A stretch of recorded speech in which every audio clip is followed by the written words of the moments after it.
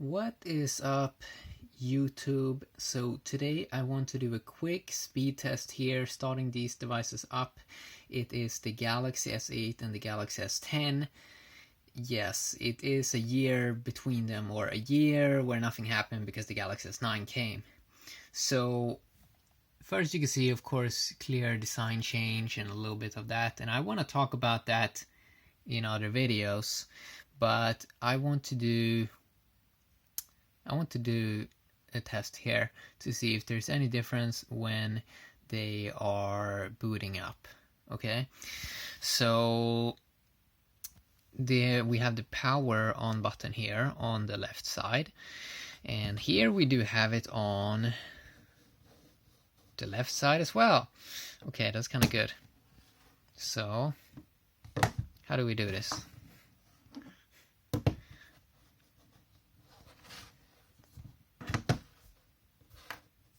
No. Oh my god. You see the fingerprint? I mean, that is horrible. Wait a sec. So what I'm gonna do is I'm just gonna put down the phone, and now I can use both my hands, and then I'm just gonna take it up super fast. Okay, so let's start them up at the same time. Let's go! So I saw the logo on the Galaxy S10. It popped up 1 second quicker. Okay, let's see.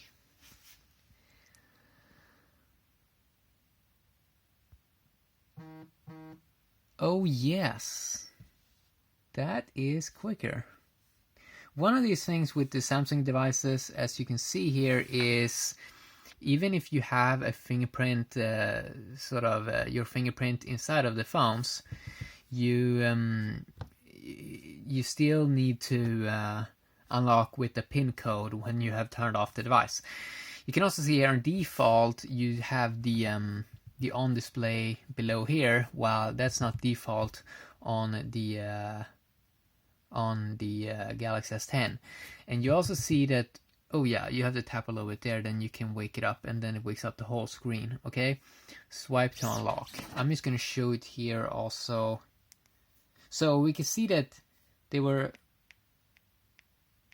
almost no difference, at least now when it's starting up. Oh, here's the thing, even when I had started up, it still said phone is starting. Okay, so that's kind of strange, but let's see. I'm just gonna type in here. It's like phones, I realized that with the Galaxy S8 they have kind of come to this phase where starting them up and stuff like that, it's basically the same, right?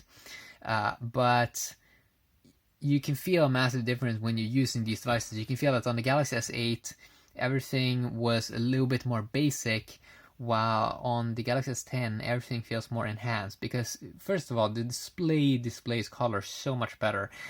It's really crazy, and just because it's so much bigger, so much more bezel-less, it makes using the phone so much more, let's say, so much more fun.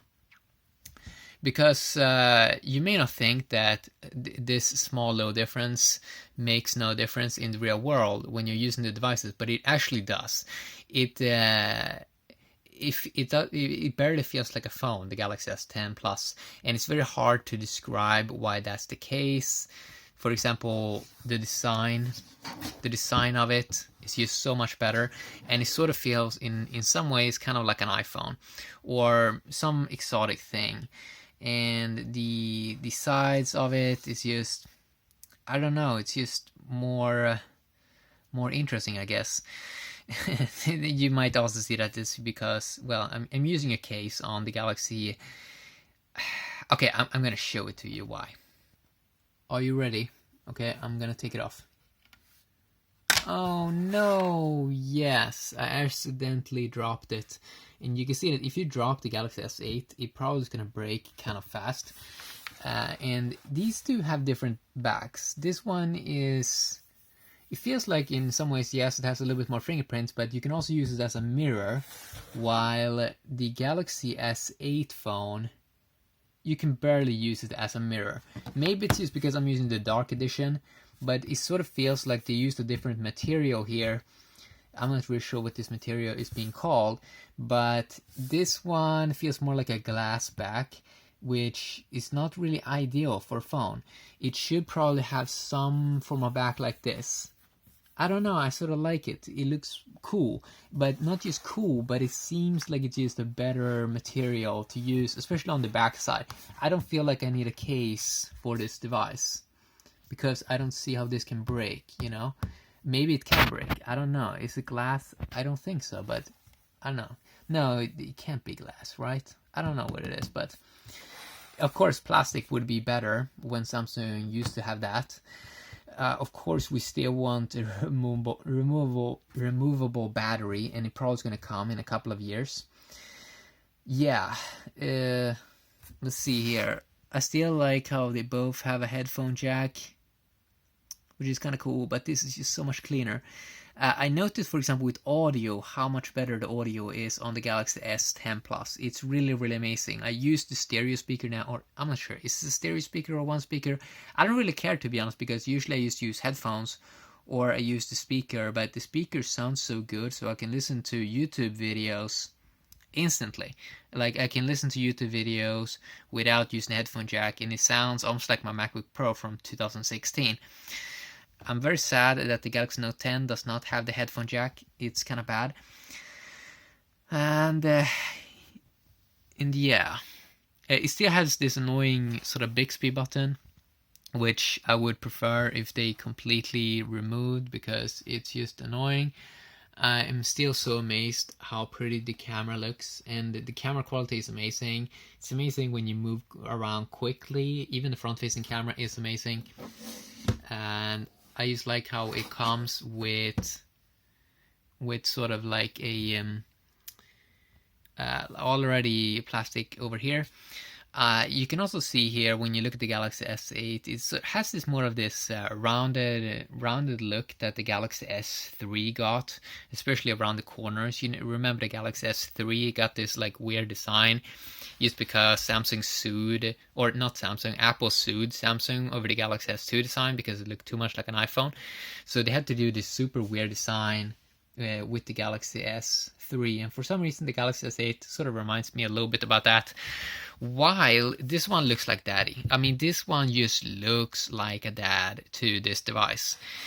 The Galaxy S9, it was maybe like the brother in between, or like maybe the older brother of the Galaxy S8, because it did, I don't remember they did that much improvements with that phone. One thing I remember is that they changed the design of the fingerprint scanner. So here the fingerprint scanner is on the Galaxy S8. It's not good location because it's like right next to this one, and sometimes you accidentally move close to the sensor, and that's not good at all. And it's too small to put your finger in. While they moved it down here, but still I think around the same size on the Galaxy S9, which is like, why did you do that?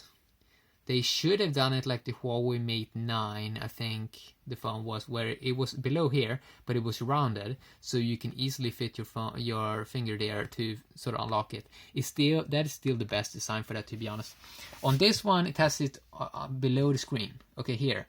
But one of the problems here may be that for ergonomic purposes, this is the best place. Like right here, you should have a fingerprint scanner. I would love to see it over here, right? Because if you sort of, for ergonomic purposes, you're gonna hold this device in weird places sometimes, and this is just the best place to reach, right? But while it can be a little bit of a challenge to move to the front here, okay, it's not the best location, and also that you can't do it everywhere. Like, it has to be down here, exactly down here.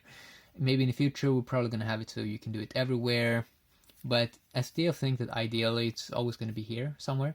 That is like the best location. Yeah, I just wanted to talk a little bit about that.